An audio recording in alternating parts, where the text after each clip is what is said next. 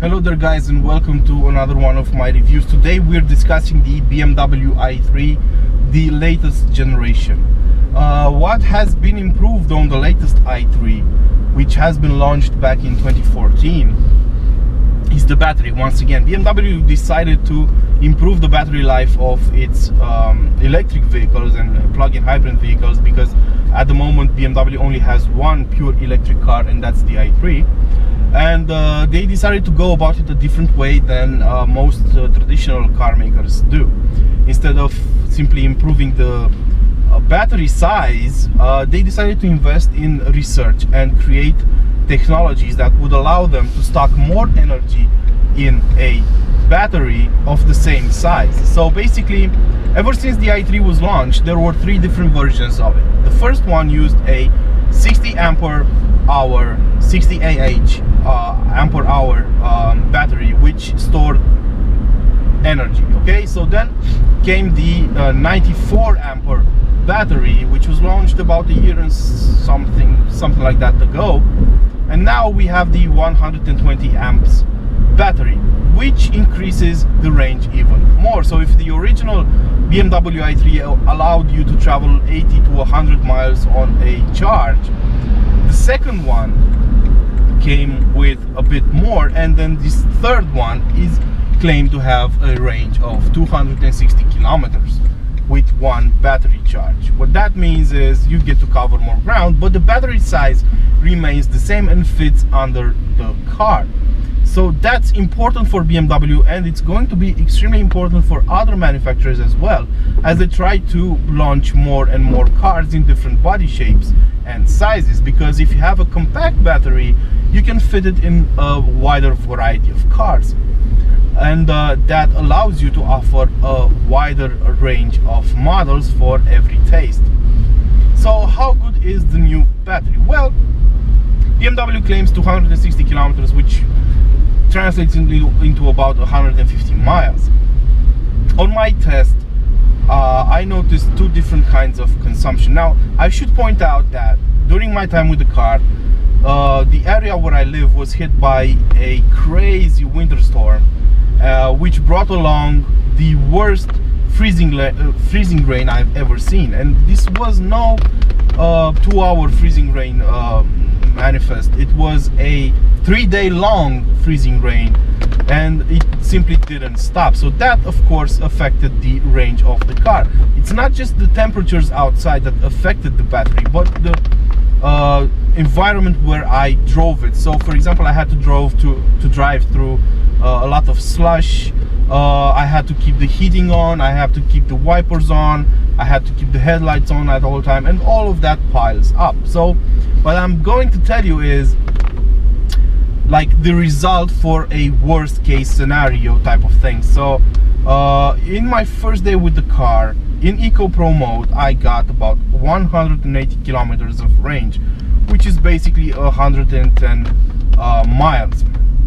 Yes, it may seem like a little compared to the claimed numbers, but the weather was horrendous. So I'm willing to bet that this is like the minimum you can get in a BMW i3.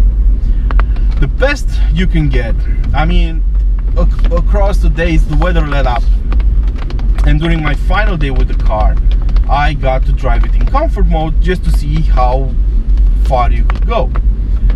The weather was better, the temperatures were warmer, were not freezing anymore, and the roads were clearer. So even though I still was riding on winter tires and I still had to keep the heating on, I managed to get 230 kilometers of range out of the i3, which is pretty close to the claim numbers of BMW of 260 kilometers. Now, if I was to be using a set of summer tires, of ultra efficient tires that come standard with the car and not the winter ones, we're riding on Blizzard, on Bridgestone Blizzard tires right now, I am willing to bet that I would have gotten 260 kilometers easy out of one charge. So the claims are valid. How long does it take to charge the car? Well, that depends on the type of plug you're using. There are three types of charging you can use on a BMW i3. If your car comes with rapid charging, which is the highest standard at the moment, you can recharge it at a rapid charger station of 50 kilowatts you can recharge it up to 80% in about 40-45 minutes, which is absolutely great.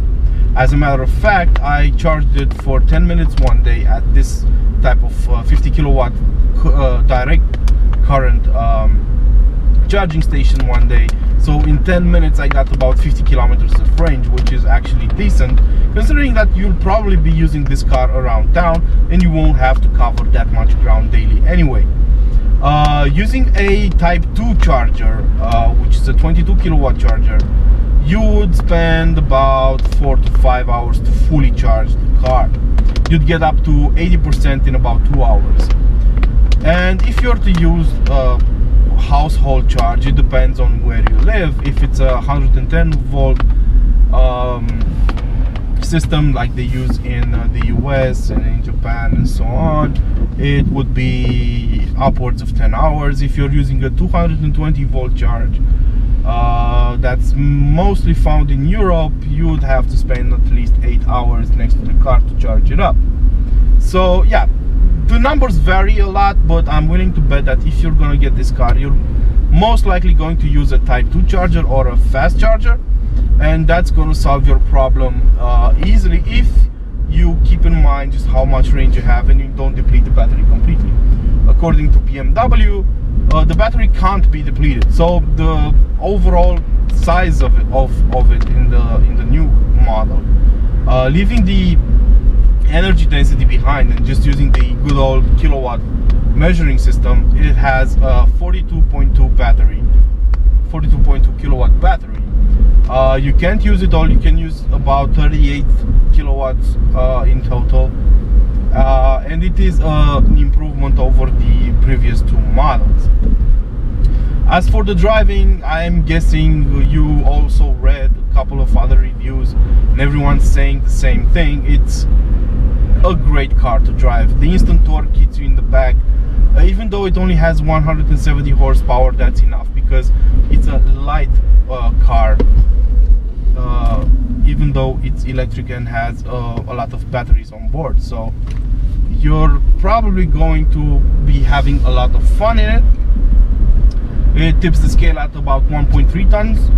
It got a bit heavier as the batteries got better. The first car was 1280 kilos, so under 1.3 tons. This one is 1.35 or something like that, so it is a bit heavier. The acceleration numbers decreased as well. The original would do 62 miles an hour from standstill in 7.2 seconds. This one does it in 7.3 seconds, but by the seam of the pants it feels a lot faster. It's rear-wheel drive, so you're gonna have a lot of fun with it. The center of gravity is low because the car is made of, the chassis is made of, and the body is made of carbon fiber, plastic and so on. So most of the weight is under the floor where the batteries are. So you're gonna have a lot of fun in it.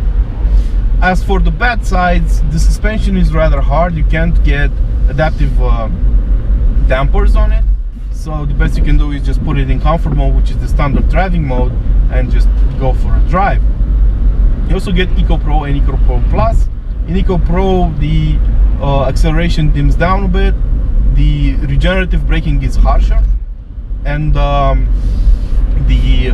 heating, the AC and so on, is dimmed down a bit. In Eco Pro Plus, you are limited to 90 kilometers an hour as top speed. The acceleration response is even dimmer. The regenerative braking feels basically the same as on the Eco Pro mode, and you don't have any kind of heating or AC. So that's like the most efficient way to drive. During my time with the car, I used mostly Eco Pro and Comfort modes because I couldn't stay in it without heating because the temperatures were freezing cold outside. So that being said, I think there's been a lot of improvement on the i3 platform in recent years.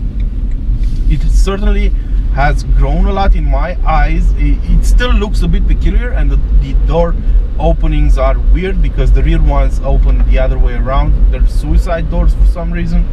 Access in the back is a bit limited. There's not a lot of room for luggage, but this is meant to be a city car, so you probably won't take it for longer trips because you'll be afraid of the range. You'll have range anxiety. So unless you get the REX version, which is the range extended model, which comes with a scooter engine in the back, which powers up the battery but doesn't feed power to the wheels at any time, it just works as a generator. Unless you get that version, you'll probably stick around town with your car, and for that purpose I'm willing to bet that a battery charge will last you a week. So yeah, that's a pretty bold claim, but I'm willing to bet on that. This has been my review of the BMW i3. There's a lot more to say, but I know you guys just tune out after 3 or 4 minutes. If you have any additional questions and you're interested in buying one, just hit me up in the comment section below. I'm more than willing to answer your questions. Until next time, don't forget to like, share and subscribe so that you can keep this channel alive.